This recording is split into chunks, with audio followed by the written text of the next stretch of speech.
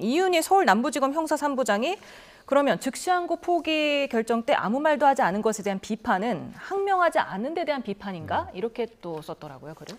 그러니까 윤석열 대통령 구속 취소 관련해서 지금 민주당에서 제기하는 게 시간과 날짜 이 부분 아닙니까? 근데 그거는 주된 내용이 아니었고요. 다시 한번 말씀드리지만 수사 과정의 적법성, 과정의 명확성에 논란이 되기 때문에 상급심 갔을 때 파기될 가능성이 있고요. 시간이 지나더라도 재심 사유가 될 수 있다. 그런 얘기를 했습니다. 이게 간단히 말하면 공수처를 민주당이 만들었는데요. 공수처는 윤석열 대통령을 내란 혐의로 수사할 수 없습니다.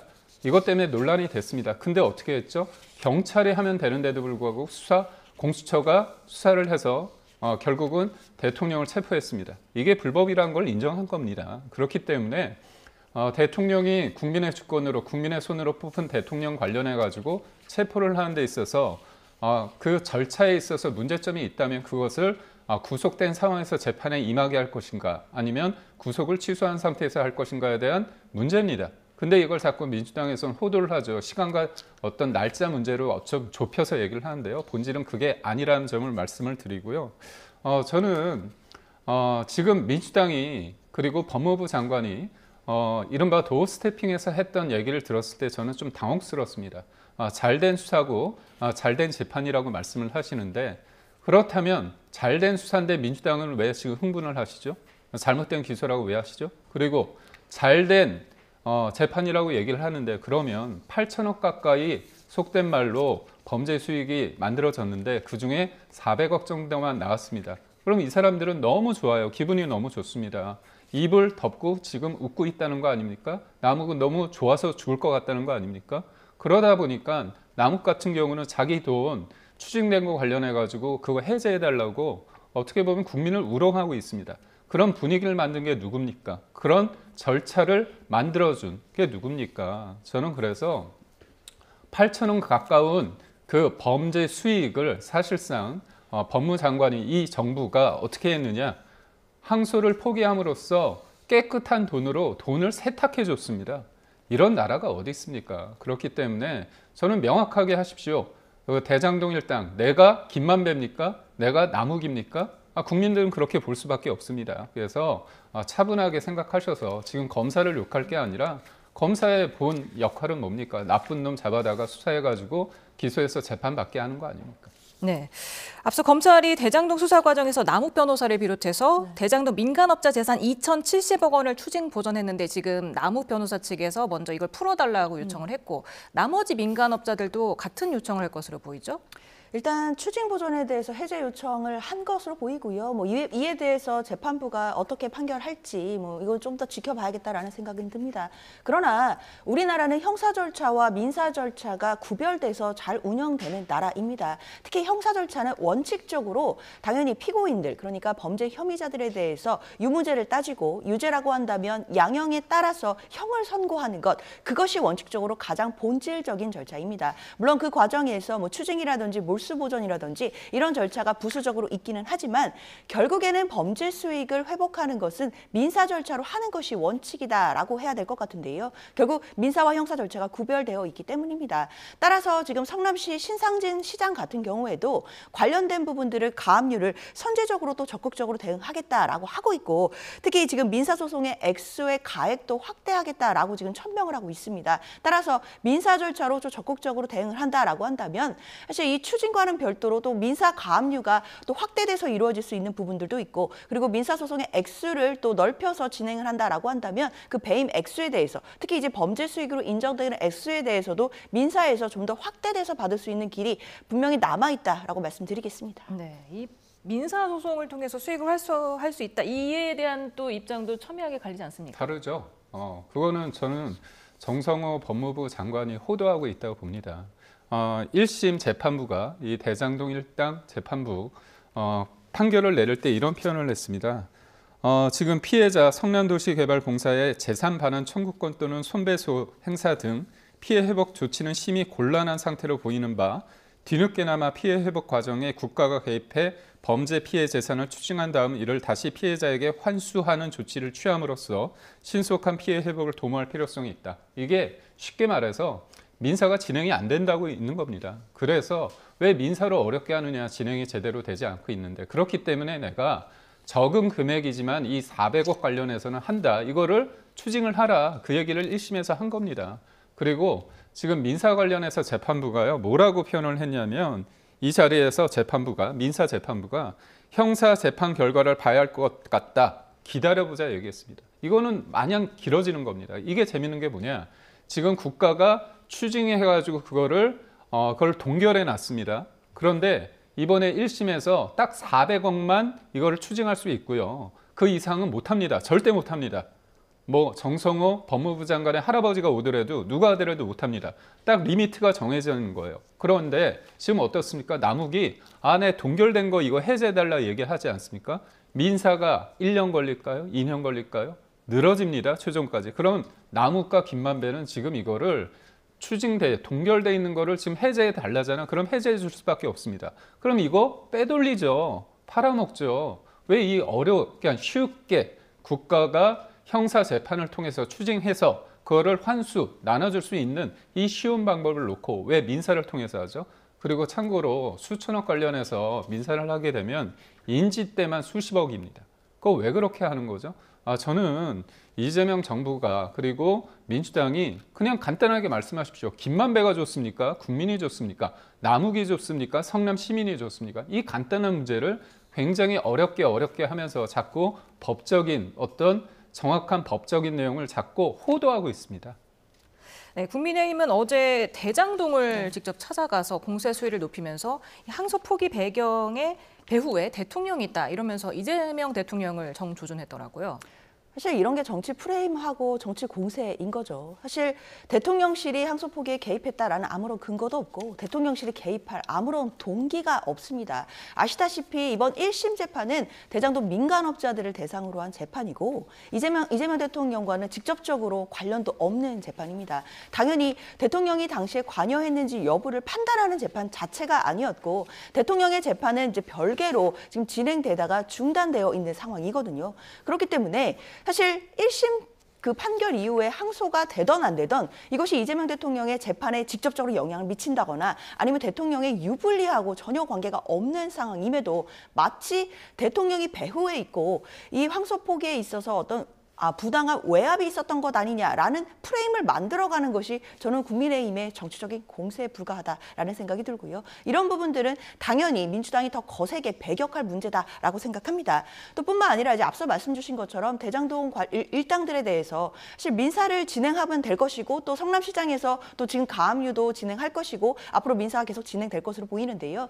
특히 우리가 민형사가 동시에 진행되는 경우에는 민사재판부에서 먼저 진행되고 있는 형사재판의 결과를 좀 기다려보자라고 하는 경우들은 일반적으로 많이 있습니다. 실무상에도 이런 경우가 많이 있는데요. 사실 그런 경우에는 형사 결과를 직접 보고 나서 이제 민사 절차가 진행되는 경우들도 사실 우리가 종종 볼 수 있는 문제들이고 그 경우에는 민사 재판 절차에서 분명히 범죄 수익이라든지 그리고 또 이제 배임 액수라든지 이런 부분들이 정해져서 또 환수 받을 수 있는 절차가 분명히 존재한다. 민형사가 구별되어 있다라는 말씀을 다시 한번 덧붙이겠습니다.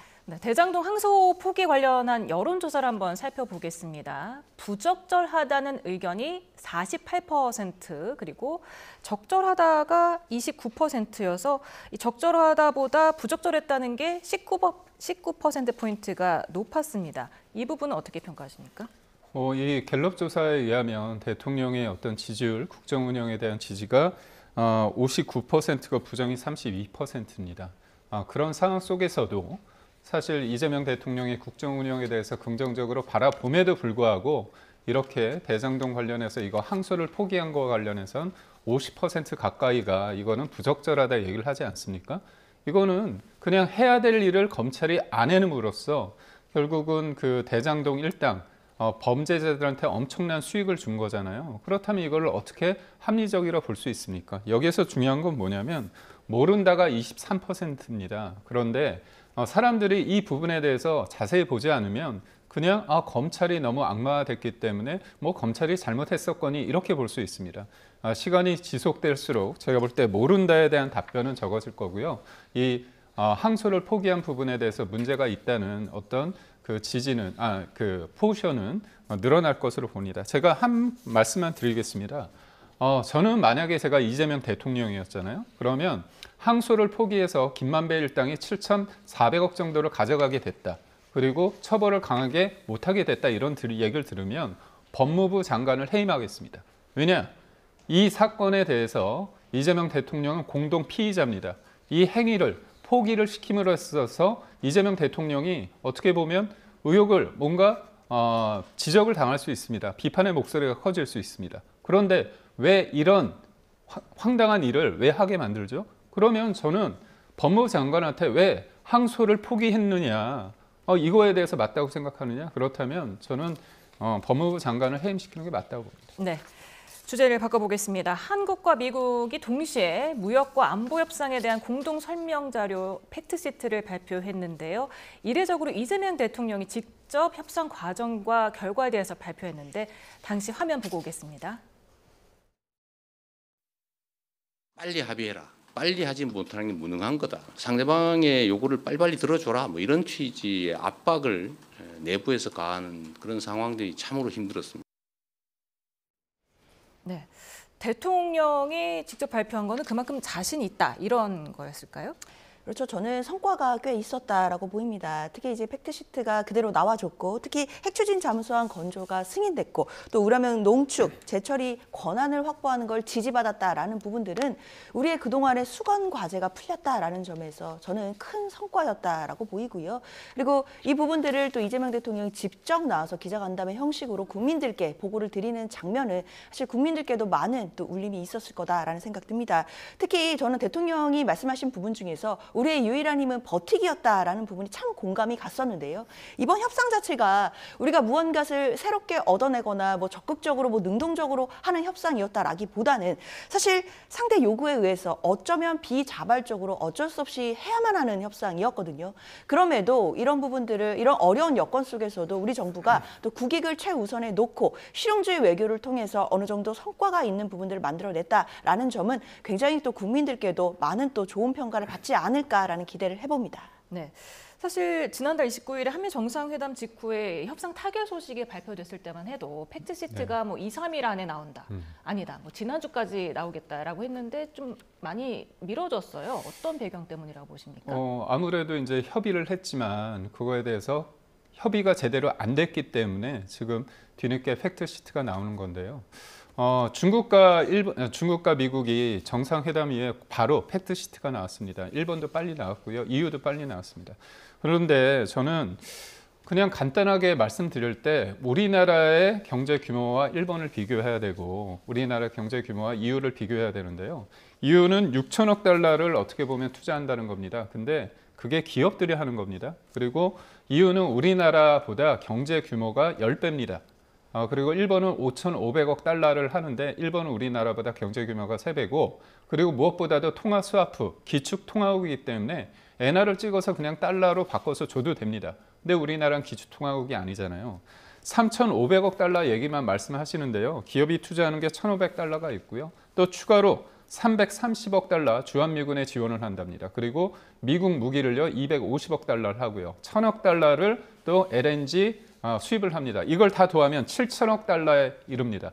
EU보다도 크고요. 일본보다 큽니다. 근데 우리나라는 EU의 10분의 1의 경제 규모, 일본의 3분의 1의 경제 규모입니다. 그리고 우리나라는 기축 통화국이 아니기 때문에 통화 스와프도 체결이 안 돼 있는 상태이기 때문에 우리나라의 외환 보유고가 영향을 줄 수밖에 저는 없다고 보고요. 저는 무엇보다도 이재명 대통령에서 자랑할 수 없는 게 있습니다. 처음에 3,500억 달러 얘기를 할 때 현금 비중이 어느 정도냐 물었습니다. 그랬더니 본인들이 5% 이내라고 했습니다. 그런데 미국에서는 뭐라고 했냐? 그거 다라고 얘기했습니다. 근데 우리는 대출과 보증이랬죠. 3,500억 달러의 5%는요, 175억 달러입니다. 그런데 우리는 매해 200억 달러씩 10년 동안 2천억 달러를 주는 겁니다. 그때 말했던 5% 현금 비중은 어디 갔죠? 그렇기 때문에 자랑할 수 있는 상황이 아닙니다. 네, 이재명 대통령은 이 버티기가 우리의 최대 무기였는데 왜 빨리 합의를 안 하냐 이런 압박이 힘들었다고 밝혔거든요. 그리고 이에 대해서 야당에서는 협상 실패의 책임 회피다 이렇게 또 지적을 했네요.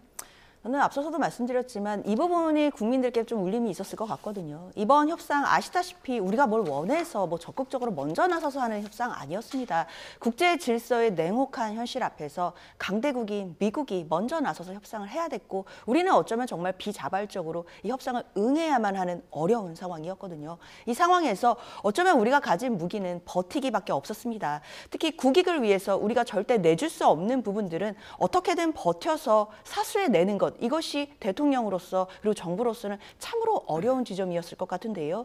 그런데 뭐 대통령께서는 야당을 뭐 특별히 꼬집지는 않으셨지만 그동안 야당의 행태가 어땠습니까? 사실 처음 한미 정상회담 하고 나니까 빨리 왜 결과가 안 나오느냐 이렇게 얘기를 하고 또 결과가 어느 정도 나오고 나서는 팩트시트가 왜 안 나오냐 이거에 대해서 빨리 해라 이렇게 계속 부추기고 또 정치적으로 공격을 해왔지만 사실 그때마다 정부로서는 대통령으로서는 어떤 국내 정치적으로 유리함 이런 것보다는 정말로 진정으로 국익을 생각하고 또 국익을 중심으로 놓고 하는 협상 과정에서 참으로 어려움이 많았을 거다라는 생각들이 들거든요. 그런 부분들을 국민들께 정말 허심탄회하게 소회를 밝히는 얘기였기 때문에 저는 많은 울림이 있었을 거다라고 생각합니다.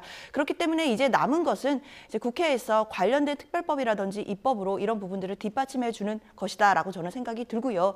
사실 야권으로서도 물론 정부에 대해서 비판을 하고 견제하는 것, 야권의 숙명이라는 것은 이해는 하지만 국익과 관련된 것, 특히 안보, 외교와 관련해서는 진보, 보수 있을 수 없고 진영이 있을 수 없다라는 것을 생각해서 국익을 중심으로 함께 협상해 나가고 또 함께 고민하는 자세가 좀 필요하지 않나라는 아쉬움이 듭니다. 네, 이번에 발표된 것 중에 가장 큰 성과라고 할 수 있는 게 핵 추진 잠수함 승인이 아닐까 싶은데 이걸 어디에서 건조하느냐가 지금 명확하게 드러나지 않은 것 같습니다. 그럼 결국 지난 정상회담 에이펙 때 트럼프가 와서 했던 내용이랑 도돌이표입니다. 그때 이재명 대통령께서 뭐라고 얘기했습니까? 아, 우리 핵 추진 잠수함 만들려고 하는데 핵 연료를 좀 주면 좋겠다 얘기를 했잖아요. 그런데 그 이후에 미국 가서 트럼프가 뭐라고 했죠? 아, 필리 조선소에서 만들어야 된다 얘기를 했습니다. 그러니까 트럼프는 사실상 사업가 아닙니까? 비즈니스맨이기 때문에 핵 추진 잠수함을 미끼로 삼아서 본인들의 조선 산업을 굉장히 그야 말대로 굉장히 발전을 시키고자 하는 그런 의도가 있는 겁니다. 핵 추진 잠수함 관련해서 논의는 문재인 전 대통령, 문재인 정부 때도 있었습니다. 본질은 뭐냐? 언제 어떤 방식으로 어느 정도의 가격과 우리가 원하는 잠수함을 어디에서 만들고 그 과정에서 핵 연료를 제공을 받느냐 아니면 우리가 원자력 협정 개정을 통해서 우리가 전홍축 우라늄을 확보할 수 있느냐 이게 중요하고요. 나아가서 일본은 지금 핵 잠재력이라는 게 있습니다. 핵 무기를 만들 수는 없는데요. 언제든지 일주일 내에 핵을 만들 수 있는 사용 후 핵 연료를 재처리하는 권한과 농축 우라늄을 농축할 수 있는 권한이 있습니다. 그렇다면 우리가 그 권한을 확보했는지 질문을 냈습니다. 그걸 하기 위해서는 원자력 협정을 개정해야 되거든요. 그런데 개정인지 아닌지에 답변을 못하고 있습니다. 그래서 본질적인 것은 잘 되는 거 우리가 왜 발목을 잡습니까? 근데 이재명 정부에서 뭐라고 하셨죠? 아, 합의서가 필요 없을 정도로 잘 된 회담이었다. 근데 제대로 된 게 없잖아요. 그래서 저희는 공개를 왜 국민들한테 그거를 알리지 않느냐를 얘기를 했고요. 발목은 누가 잡느냐 제가 말씀드리겠습니다. 한미 FTA를 통해서 2012년부터 우리나라가 미국으로부터 흑자를 많이 거뒀습니다. 지난해만 해도 660억 달러를 얻었는데 그 당시에 민주당의 전신인 민주통합당과 지금 그 당시에 민주노동당에서 어떻게 했느냐. 심지어 외통위에서는요. 민주통합당의 당직자들이요. 해머 가져와가지고 회의 못 열게 했고요. 그리고 본회의장에서는 민주노동당 의원이 최루탄을 터뜨렸습니다. 그런 게 바로 발목이고요. 저희는 객관적인 자료를 가지고 국회에서 논의를 통해서 비준을 받으라는 것이 당연한 이야기라고 할 수 있습니다. 네, 어제 발표돼서 여야 반응이 지금 극명하게 나뉘고 있습니다. 여당에서는 모범 답안이자 국익 시트다 하면서 대미 투자를 위한 특별법을 신속히 추진한다는 방침이고 야쪽에서는 지금 백지 시트다 하면서 국회 비준 없는 협상 결과는 무효다 이렇게 주장을 했는데요. 저는 뭐 국민들이 다 판단하실 거라고 생각합니다. 사실 국민들께서 시시각각으로 관련된 뉴스를 보고 계시고 어제 대통령의 또 국민에 대한 어떤 보고 내용들을 또 살펴본다라고 한다면 이 협상이 사실 이재명 정부가 아니라 어느 정부가 들어왔어더라도 트럼프 대통령을 상대로 이 정도의 성과를 내기 어려웠을 거다라는 것은 사실 저는 야권에서도 인정할 거라고 생각합니다. 그렇기 때문에 이 관련해서는 저는 국회에서 관련된 입법으로 좀 뒷받침해줘야 되겠다라는 생각이 들고요. 특히 우리의 수건과제였던 핵추진 잠수함에 대해서 건조 승인을 받은 부분, 특히 이 부분에 대해서 지난 에이펙 정상회담 이후에는 트럼프 대통령이 본인의 SNS에 필리조선소에서 만든다라는 내용을 명기를 했었음에도 불구하고 이번 팩트시트에서는 그 내용이 빠졌거든요. 그렇다면 우리 당국의 고위 관계자들이 이야기하는 것처럼 한국에서 건조를 하는 것, 이것을 전제로 하는 것이다라는 부분들이 추진되고 있음을 좀 보여주는 장면이라고 보이고 관련된 어느 정도 성과가 있다라는 부분에 대해서는 저는 야당에서도 계속해서 비판만 하기는 어려울 거라고 생각합니다. 네, 반론 있으십니까? 우선적으로 저희가 볼 때 국방비도 원하는 대로 3.5%로 올려주고요. 그리고 또 방위비 분담금 관련해서 이 부분이 포함이 되는지 모르는데 갑자기 330억 달러를 주한미군에 지원을 한다고 합니다. 우리나라가 방위비 분담금으로 10조 정도를 하는데 33배 관련해서 금액이 나왔거든요. 지금 정부에서는 그게 10년치라고 얘기를 하고 있습니다. 전작권 전환 관련해서 환수 관련해서 지금 이재명 정부는 그게 잘한 일이라고 말씀하시는데요. 미국 트럼프는요, 우리나라의 주한미군의 역할과 규모와 성격을 바꿉니다. 중국을 견제하기 위해서 그걸 축소시키려고 하고 있거든요. 그런 과정 속에서 이재명 대통령께서 자주국방이라는 어떤 그런 거에 매몰돼서 동맹의 가치와 주한미군의 가치를 굉장히 가볍게 여기는 게 아닌가 싶고 결국은 트럼프 대통령은 주한미군을 빼가지고 중국을 견제하기 위한 그런 수순에서 우리가 미국에 대해서 과도한 무기를 사고 주한미군에 대한 지원을 330억 달러씩 그리고 무기도 250억 달러씩 한다는 부분이 과연 정확한 국익 외교인지에 대해서는 좀 심각하게 봐야 되지 않을까 싶습니다. 네, 오늘 말씀 여기까지 듣겠습니다. 장현주 더불어민주당 부대변인, 김기은 국민의힘 미디어 대변인이었습니다. 감사합니다. 고맙습니다.